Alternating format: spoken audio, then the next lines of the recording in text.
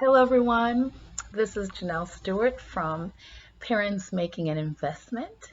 I'm so glad that you could join me today here and about our topic tonight, this evening rather, regarding what's scarier than Halloween. I am and have been so excited, but it's been nerve-wracking. I was so excited to where it just caused so much frustration today. And it just felt like there was so many roadblocks. But it's all for a good cause. And I'm glad to be able to be used to share and even to just talk with so many others today um, about just even my story and how even being, a child and coming up, and there are so many other things that that is pretty much scarier than Halloween. And I know there's some people not on right now, so I'm trying to just kind of take a few minutes to get on because I'm not only doing this live on Instagram, but I'm also doing this as well. So my viewers on YouTube can see me, and even for my website, I will also post this on my website at Janelle Stewart at parentsmakinganinvestment.com because I don't want to miss out on the other engines that people and parents and supporting adults are accessible to, and they can also hear the story and take from it and apply it to your own life and apply it to your children's life and to parenting, so that way we can invest in our children no matter where they are, no matter what stage of life they're at, and make and help them to make a difference in their future from now.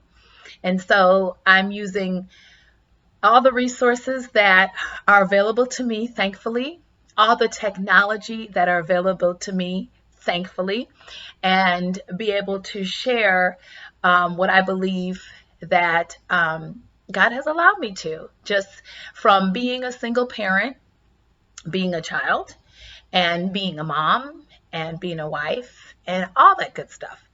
So today I'm not going to really go into all of the, you know, from different avenues of single parenting and all that stuff, but just I'm going to just start with my story and just thinking back of when I used to be a child.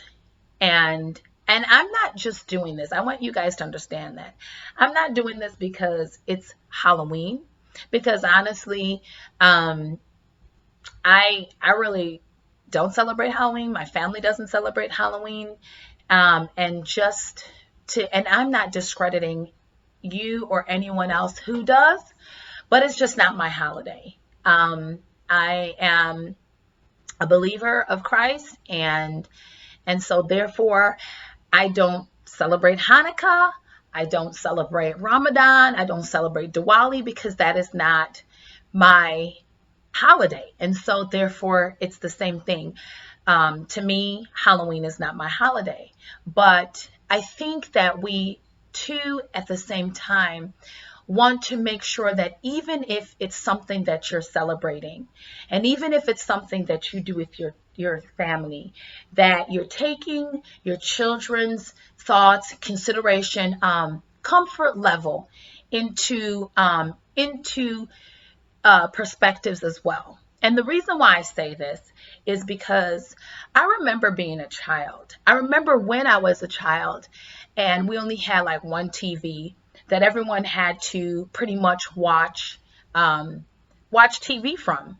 And so there were times where there were things on TV that, we watched as children that wasn't conducive, I would say, for me to watch at that age.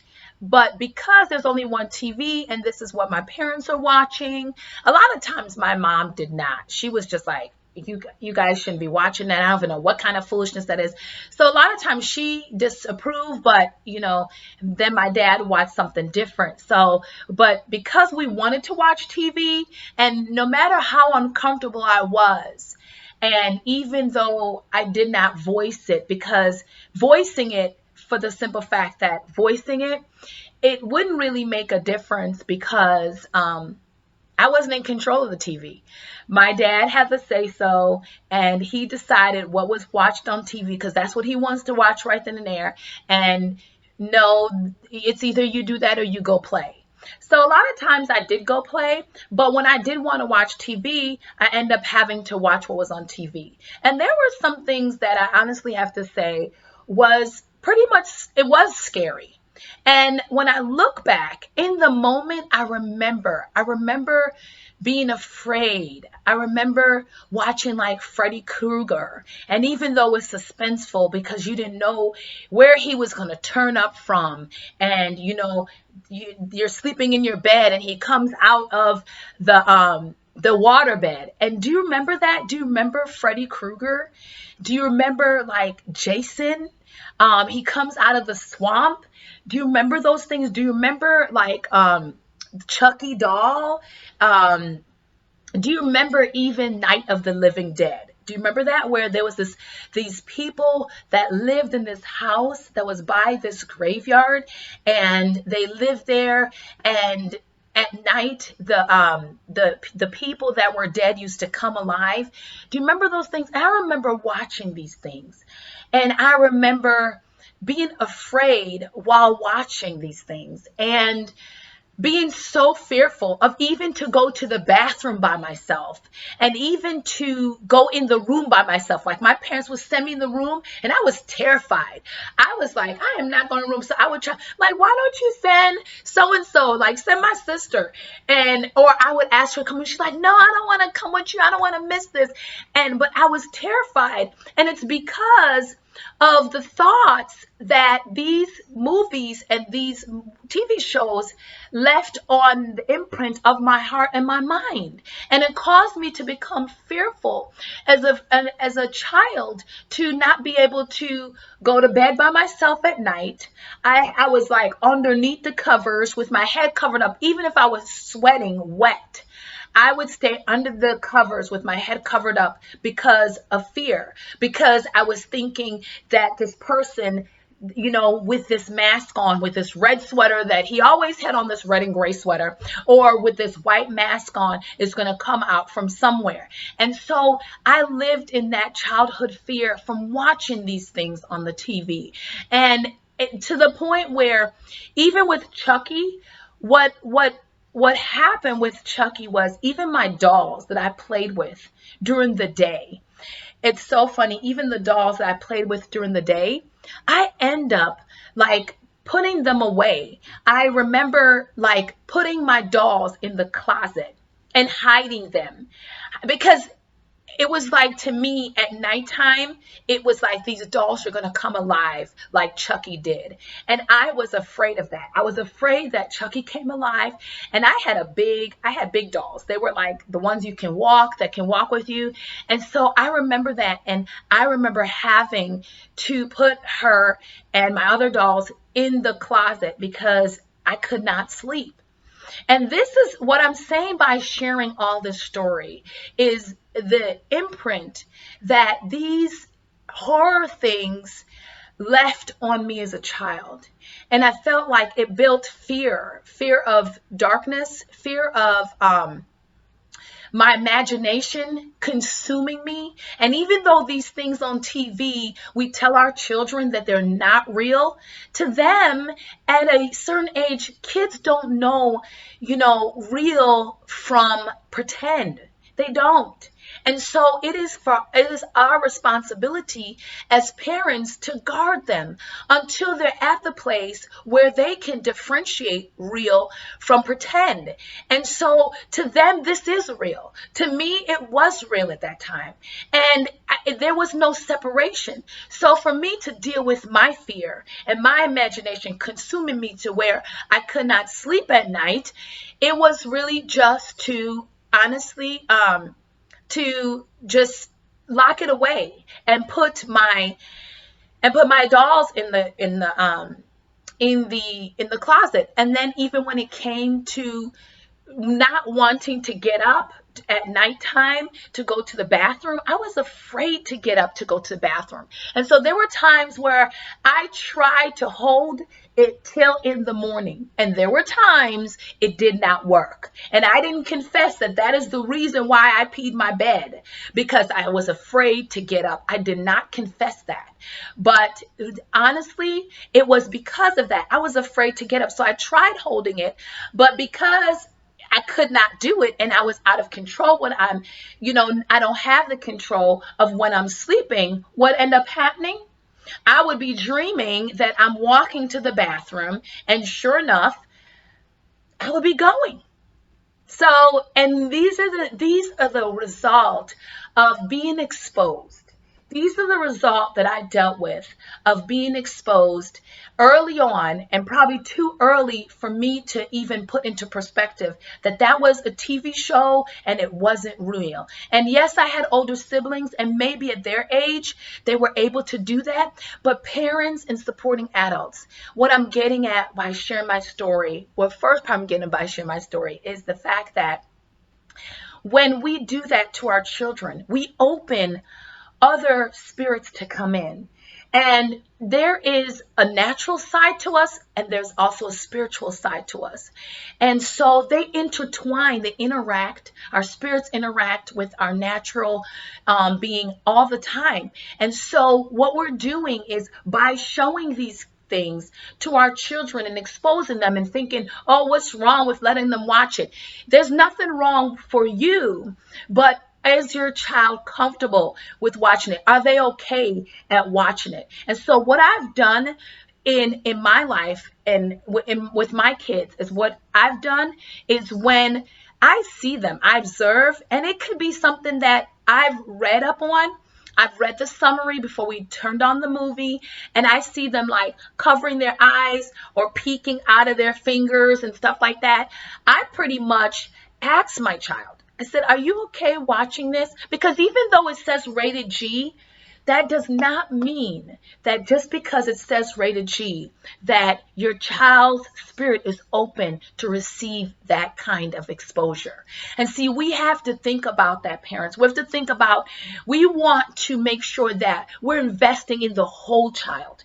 And so when we are only thinking of our child right now, but not thinking of, propelling them and preparing them for where they're going, then it's like we're not thinking in the terms of what is best for our kid.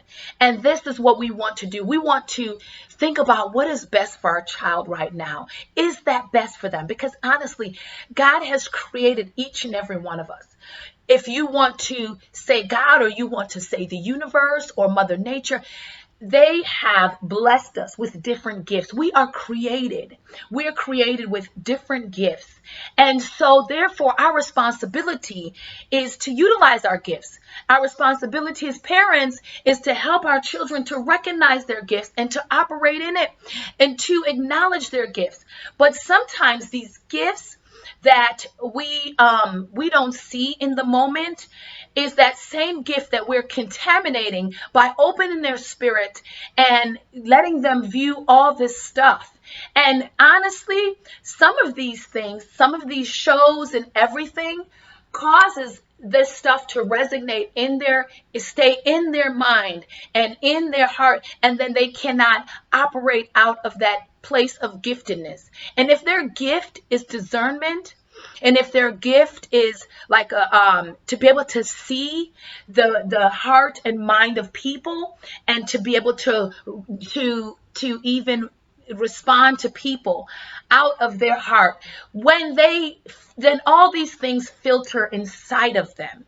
It is hard for them to operate from that, because now they're contaminated, and now they have this other spirit that's in them. And yes, fear, the spirit of fear consumes them. And believe it or not, that's not a spirit that God has given us. He has not given anybody a spirit of fear. He hasn't. He has given us power and love which is him and a sound mind. That is not from him.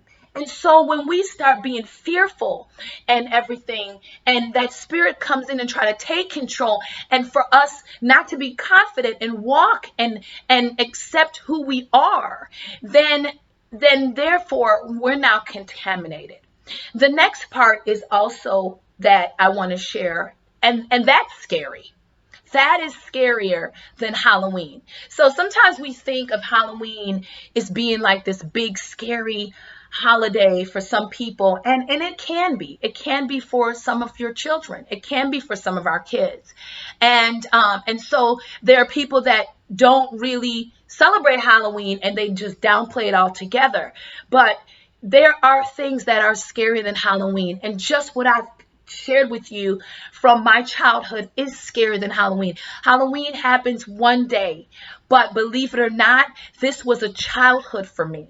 And so that took years of freeing myself from. Oh God, it took so long. And some days that spirit of fear wants to creep up in my life and try to remind me of what I cannot do and what's not possible. Even when, God tells me that I can do all things through him and that all things are possible with him. And so therefore, I don't want our kids to live in that fear.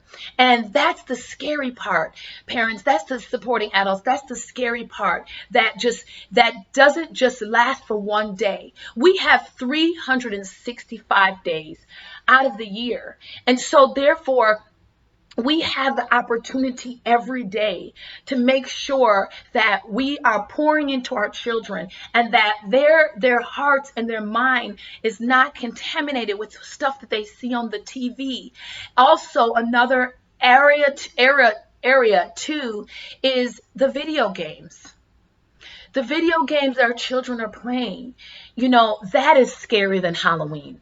I kid you not, because in these video games, their purpose is to either to kill, whether it's to kill the zombies, whether they're not creating and building. So it would be great if they're just playing like how back in the days, even with Donkey Kong and Super Mario, he's trying to collect all these gold coins, but he still have to kill or get rid of those turtles or what have you. So, but it evolves into today. And we don't see it as that, but it does. And that's the scary part of this, parents, that the games that they're playing, and like I said before, is some kids, if you're not paying attention, we need to recognize at what point and at what stage do they separate real from pretend. And some children have not separated that as yet. And so then therefore, they are thinking that they are really taking out these people. And so they're going and killing and walking through these mazes and shooting and what have you. And guess what? All of that gets filtered into their heart and their mind. And guess what then they're doing? They're carrying out that same behavior. They're carrying out that same behavior of the spirit of anger. I have to get this person. I got to get the spirit of vengeance.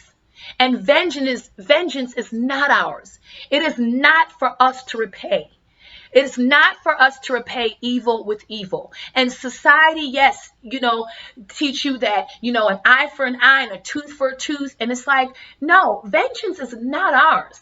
And so it is not for our job to take vengeance on anyone else. And so a lot of times these video games and these video games that these kids are playing is that you are taking vengeance and you're trying to take out the next person. But if you watch, and it might not be happening in your home, it might not be happening in your family, but it's happening in somebody's family. And someone is dealing with this.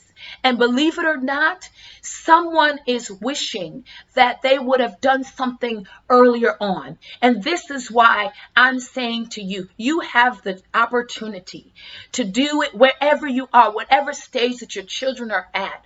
Do it now. Shut it down now. And because guess what?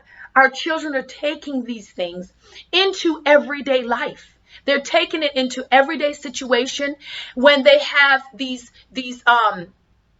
confrontations at school.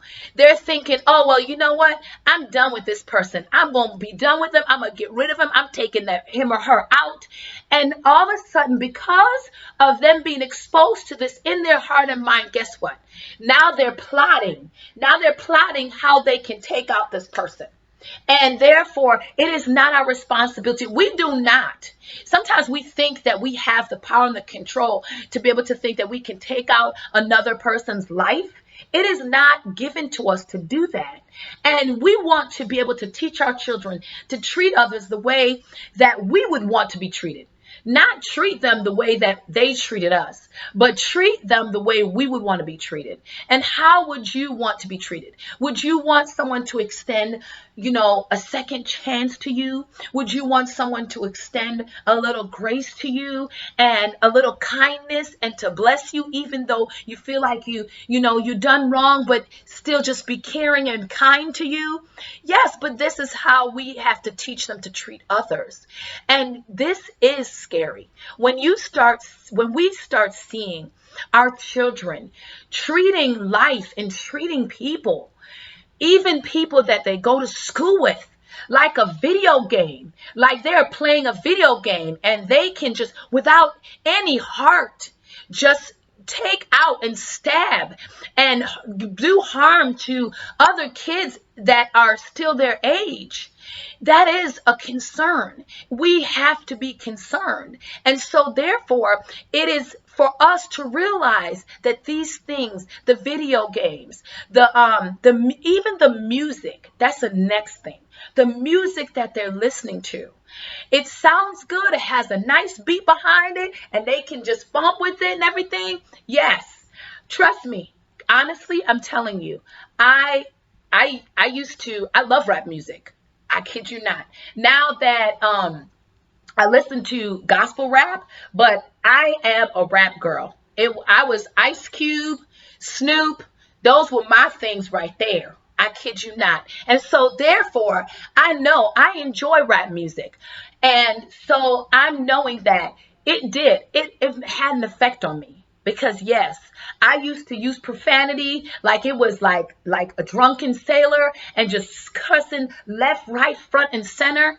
And most of that came from listening to rap and listening to the explicit versions and stuff like that. And so, and it had effect on me because it changed my conversation. It changed my vocabulary, my dialogue with certain people and stuff like that became disrespectful. And music has an impact. It influences you and it gets into your head and it gets into your mind and your heart and it pushes you and to do certain things, to say certain things, to respond a certain way.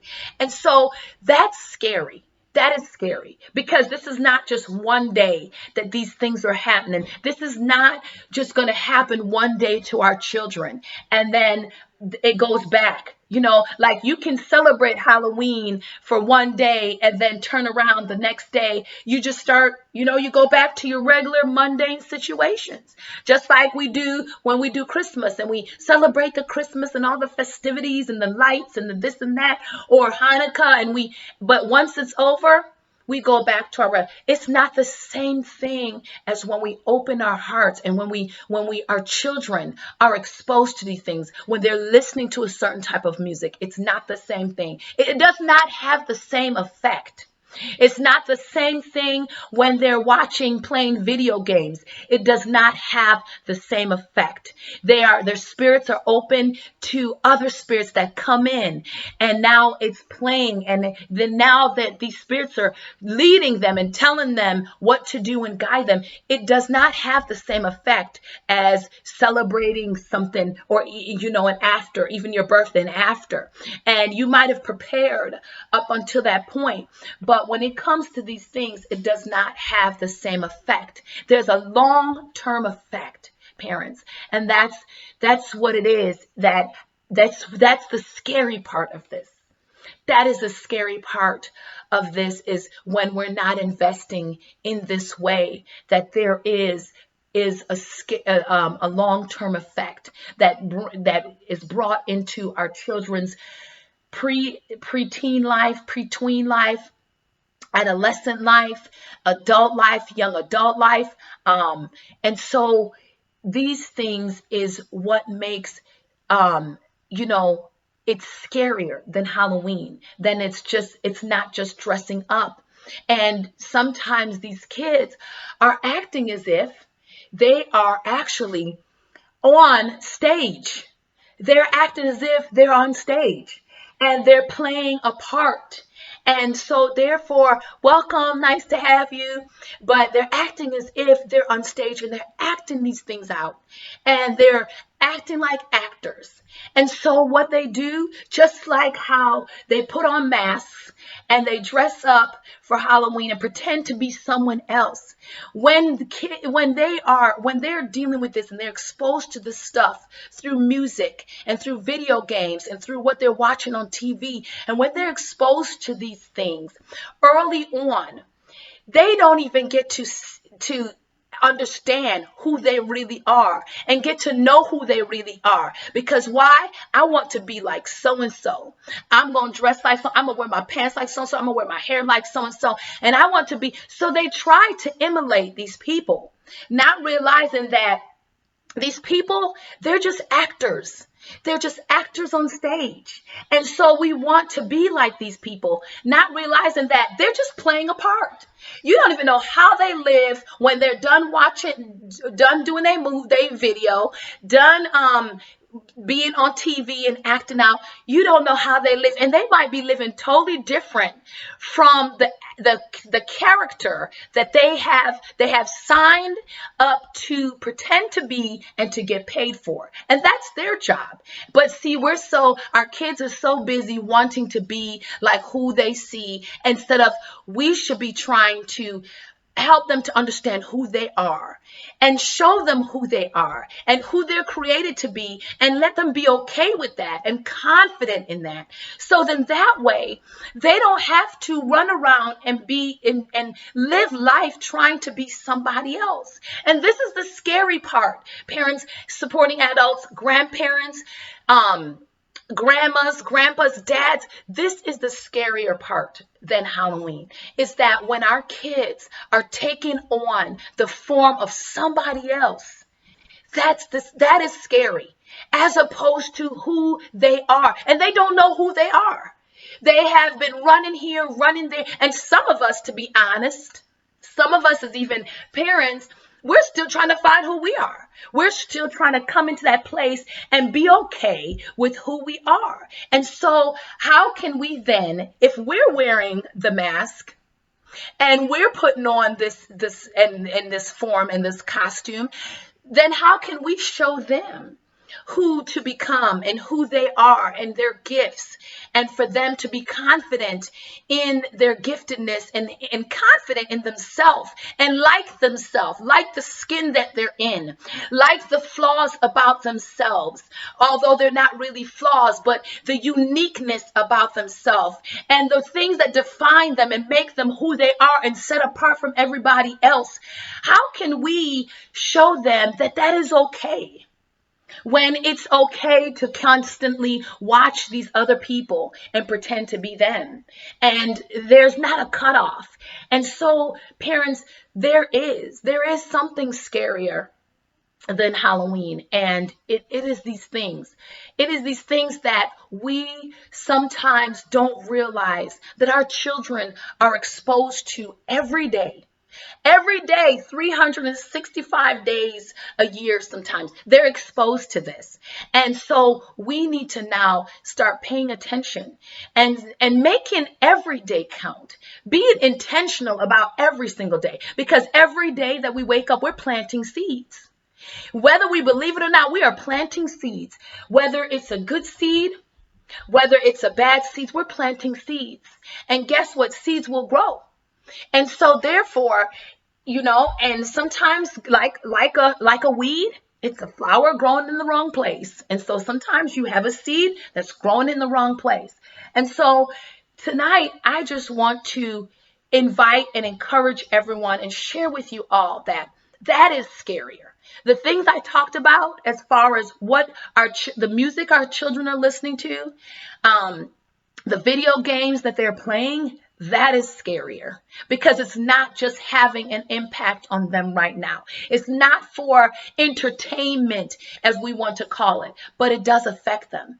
It gets into their heart and their mind, and it contaminates their thoughts of what is good, what is lovely, what is honest, what is pure, what is kind, what is these thoughts that we are created with, it affects them and it contaminates those thoughts. And so then therefore, we don't want to just wait till one day where we try to do our best, but we have the opportunity every single day that we wake up, we have the opportunity to make sure that what is being planted in our children's life is going to impact them. And like I share with you my story, how it impacted me all the way up until later on in life, and even sometimes it's those things that we have to start curving that for our children, and make sure that your child is okay with this. And even sometimes your child might be okay with it and you might not be okay with it. If you're sensing that this is not for your kid, then you can't it's the best thing is to not put them in front of it, even though they might not know the harm in it.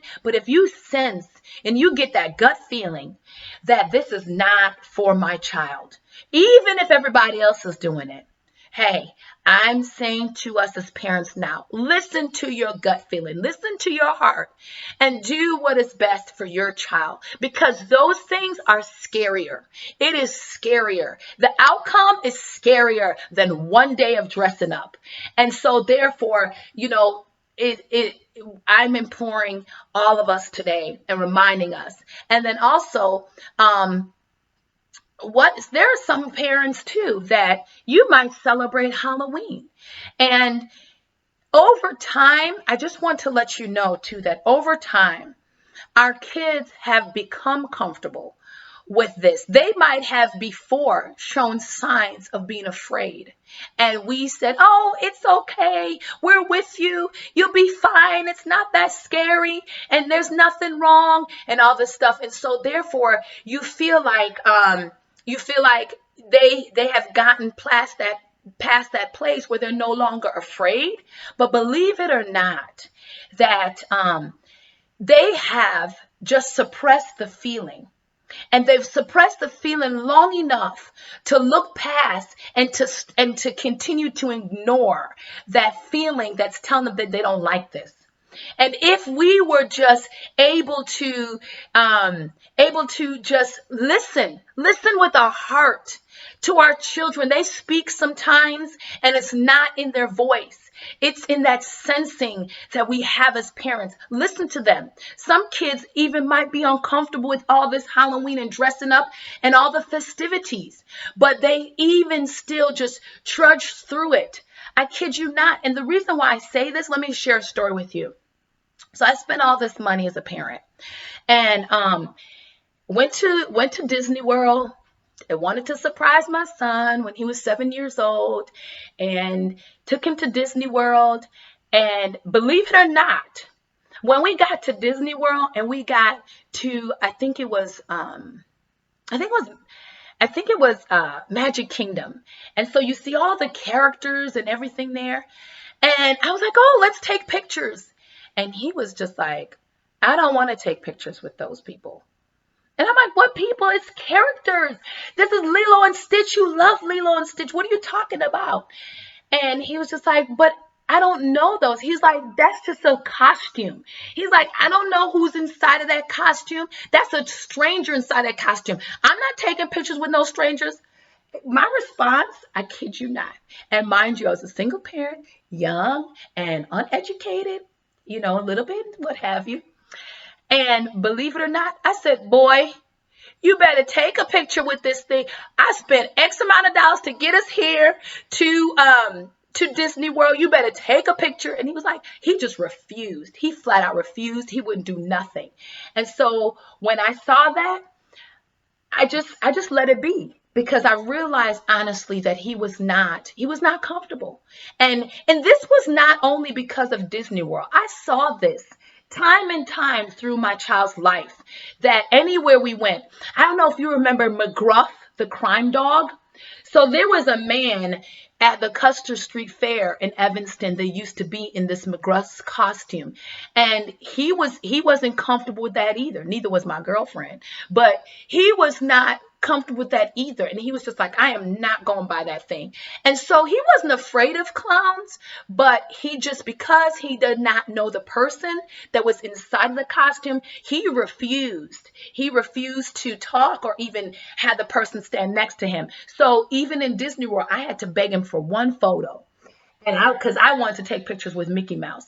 So he stayed on the side next to me, and I was next to Mickey Mouse. But it's just that serious for us to listen to our children, that what is comfortable for us and we don't see as a big deal might be uncomfortable for them.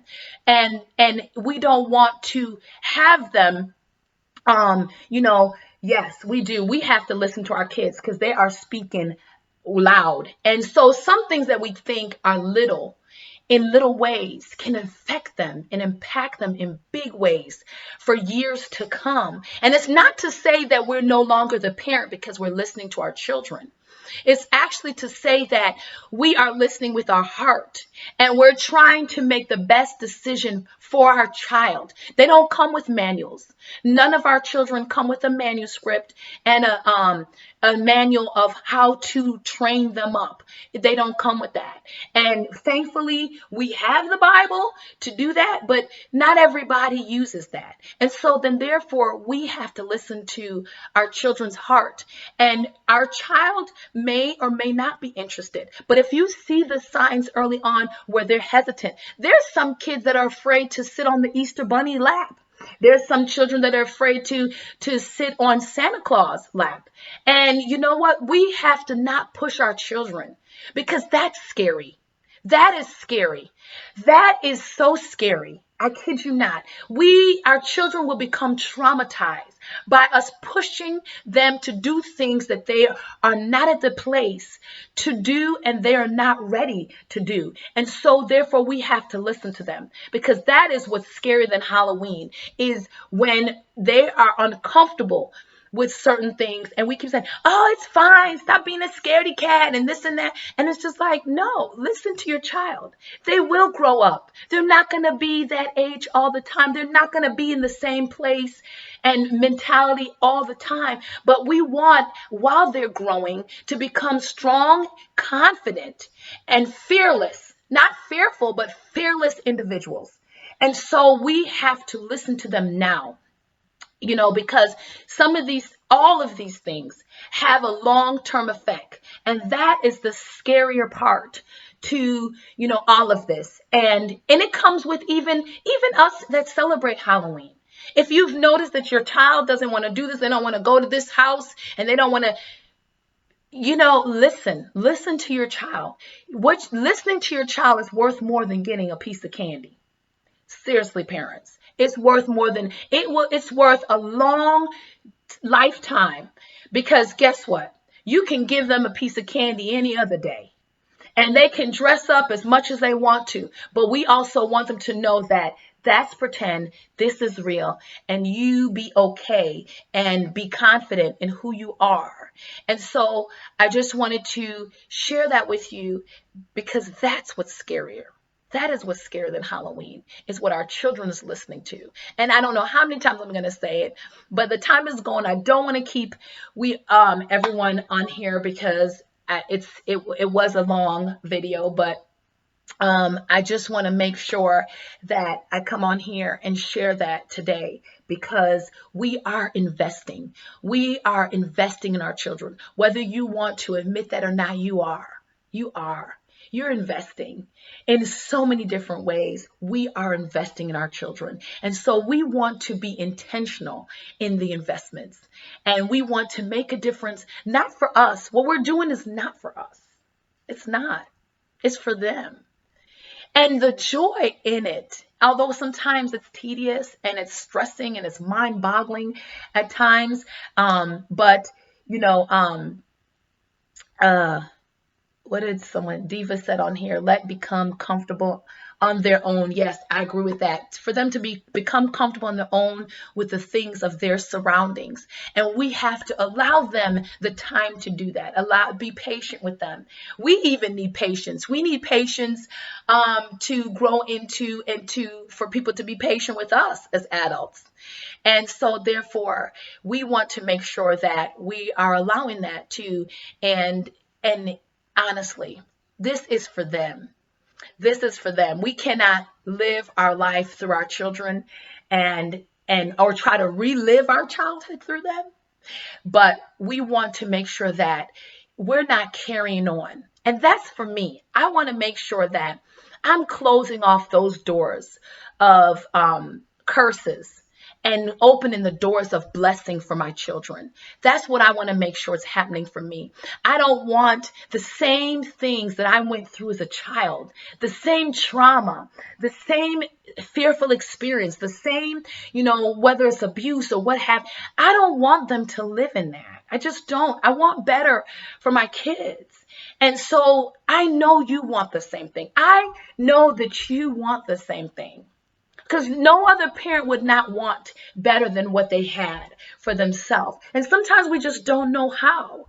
But you can start today by making sure that we don't expose our kids to music that is going to influence them in such a negative way that they're carrying this out in anger, in fear, in vengeance. And so we want to make sure that we break off those cycles, the cycles that we went through, the cycles that our parents went through, the cycles that our grandparents went through. We want to make sure that we are not letting those cycles continue in our children. And it's up to us to break those cycles. We have the power, parents, supporting adults, anybody, spouses, grandfathers, on here today. We have the power to break those cycles. So let's start that today, because what's scarier than Halloween is the cycles that can continue in our children's lives from when we were little, and then it'll continue into their lives. And do we want that? Do we want that? Do we want to see this constant cycle in our children and our grandchildren and our great grandchildren? Well, start today. Start cutting it off from the root today so it doesn't grow. That's how, root it out today so it doesn't grow. And I hope that you, if you have any questions or comments, feel free to reach out to me at Janelle Stewart at parentsmakinginvestment.com. And thank you all for coming on and just listening. And I hope that that you will also share this information. I know that on IGTV that you have followers. Please go ahead and share this with your followers as well that were not able to join us tonight, and share it on YouTube. Share it wherever you can. I'm not trying to get likes because likes don't buy. Sorry, but I know that this is my season to share my story. And so that's all I want to do, because I know that He has allowed me to go through things in life, to be able to share my story with someone else, that somebody else could be blessed, and then someone else that needs guidance can get the direction that they need. And if I knew the things that I knew now, parents, if I knew these things that then when I was a single parent and when I was a child, if I knew the things that I knew now, I would have done differently. But now that I know them, I do things differently. And so we have the opportunity to do that. We all do. And so let's do that today for our children, for you and for your kids and your grandkids. Thank you all, and have a wonderful night.